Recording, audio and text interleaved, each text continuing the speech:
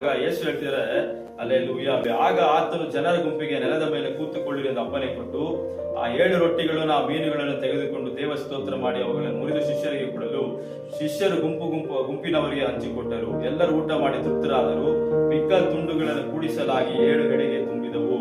ಊಟ ಮಾಡಿದವರು ಹೆಂಗಸರು ಮಕ್ಕಳು ಅಲ್ಲದೆ ಗಂಡಸರೇ 4,000 ಮಂದಿ. ಆಮೇಲೆ ಸುಮಾರು ಏನ್ ಮಾಡಿರೋದು 10,000 ಜನ 12,000 ಜನ ಏನ್ ಮಾಡಿರ್ತಾರೆ, ಊಟ ಮಾಡಿರ್ತಾರೆ. ಹಲ್ಲೆಲೂಯಾ. ದೇವನಾಮಕ್ಕೆ ಗಂಡಸರು ಮಾತ್ರ ಎಷ್ಟು ಸಾವಿರ ಅಂದ್ರೆ 4,000. ಕುಟುಂಬ ಅಂತ ನೋಡ್ಬೇಕಾದ್ರೆ ಕುಟುಂಬದ 4 ಜನ ಹಾಕೊಂಡು ಕೂಡ ಎಷ್ಟು ಜನ 10,000 12,000 ಜನ ಊಟ ಮಾಡಿರ್ತಾರೆ. ಹಲ್ಲೆಲೂಯಾ.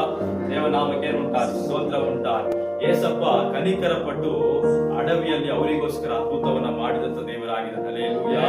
ದೇವನಾಮಕ್ಕೆ ಉಂಟಾಗಿ ಸ್ತೋತ್ರ ಮಹಿಮೋಟ. ಇದೇ ರೀತಿಯಾಗಿ ಇಸ್ರಾಯೇಲರಿಗೋಸ್ಕರ ಏಸಪ್ಪ ಕನಿಕರ ಪಟ್ಟರು. ಆಮೇಲೆ ಅಡವಿಯಲ್ಲಿ ಅವ್ರಿಗೆ ಆಹಾರ ಇಲ್ಲ, ನಮ್ಮ ಅಲ್ಲಿದ್ದಾಗ ಸ್ತೋತ್ರ ಇದೆಲ್ಲ ಊಟ ಮಾಡ್ತಿದ್ವಿ, ಏನಿಲ್ಲ ಐಗುಪ್ತ ದೇಶದಾಗ ಏನೆಲ್ಲ ತಿಂತಿದ್ವಿ, ಏನಿಲ್ಲ ಮಾಡ್ತೀವಿ. ಏಸಪ್ಪ ಅವ್ರಿಗೆ ಮನ್ನಾ ಕೊಟ್ರು, ಆಮೇಲೆ ಆವಕ್ಕಿಗಳನ್ನ ಕೊಟ್ರು. ಎಲ್ಲ ಈ ರೀತಿಯಾಗಿ ದೇವರು ಕನಿಕರ ಪಡುವಂತವರಾಗಿದ್ದಾರೆ. ಹಲ್ಲೆಲೂಯಾ.